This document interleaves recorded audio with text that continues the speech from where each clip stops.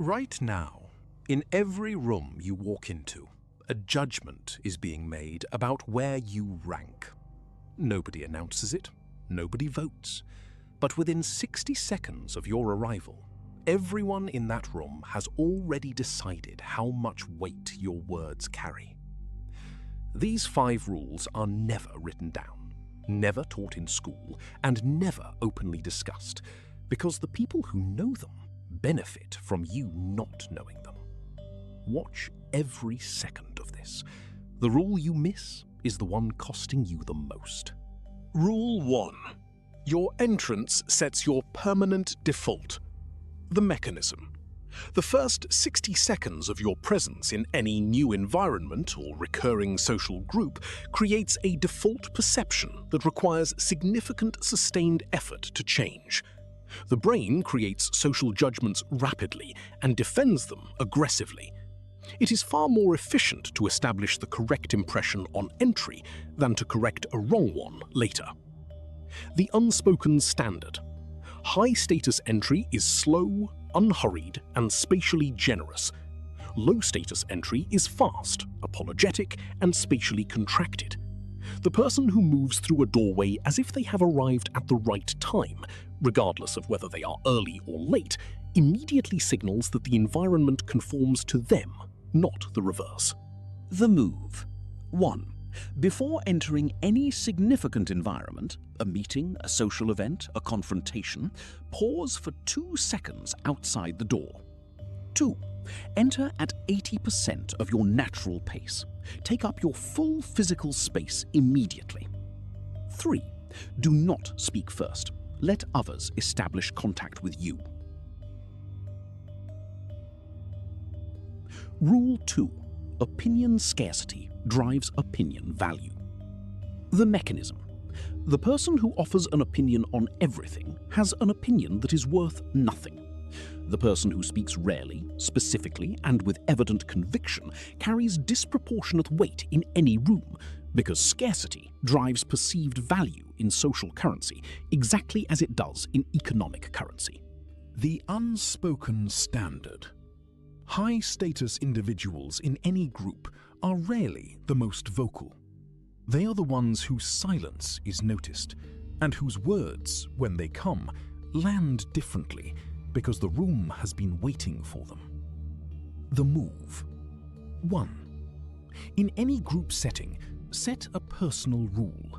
Speak only when you have something that advances the conversation, not merely something to say. 2.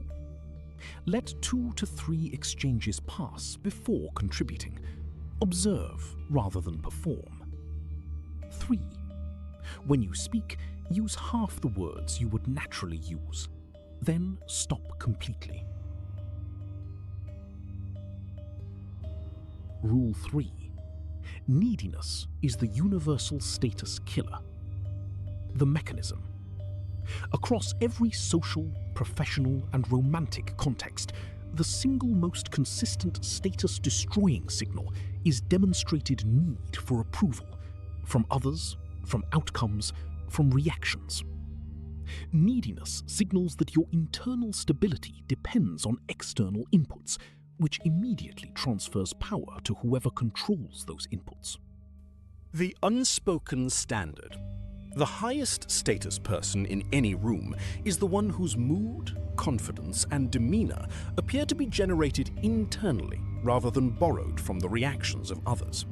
They are the same person whether they are being praised or ignored, and that consistency is what makes them impossible to manipulate.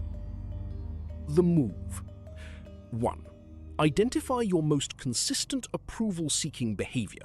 Checking for reactions after speaking, over-explaining decisions, fishing for validation, and eliminate one of them this week. 2. Perform 1 significant action per day without seeking feedback on it from anyone. 3. Practice being the same person in a room that ignores you as you are in a room that applauds you. Rule 4. Generosity without accounting is the mark of true power.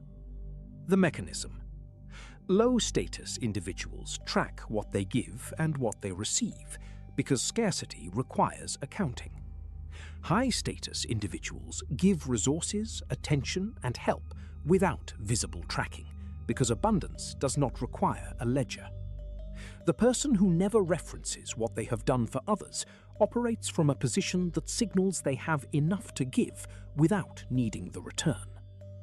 The unspoken standard.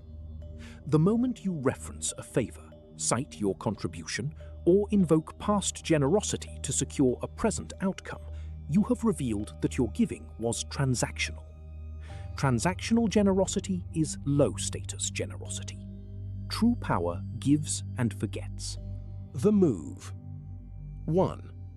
Give something genuinely, time, help, resources, without mentioning it after. 2. Let the record of your generosity be built by others' observations, never your own reports.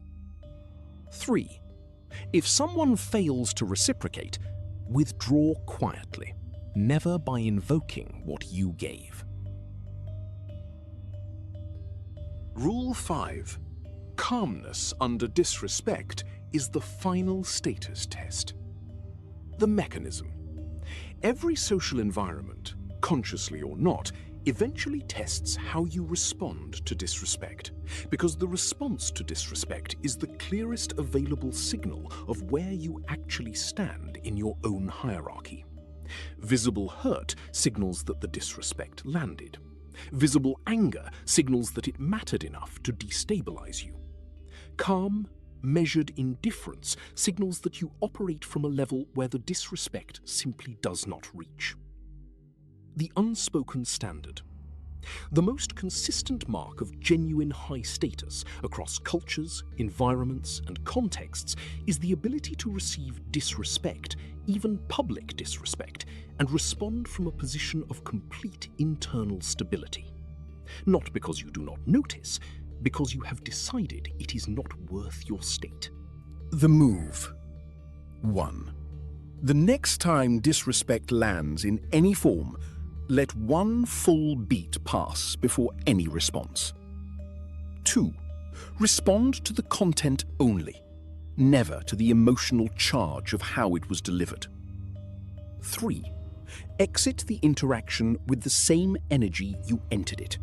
Let your departure be the clearest signal of all. The hierarchy is always operating. The only question is whether you are navigating it deliberately or being navigated by it without knowing it.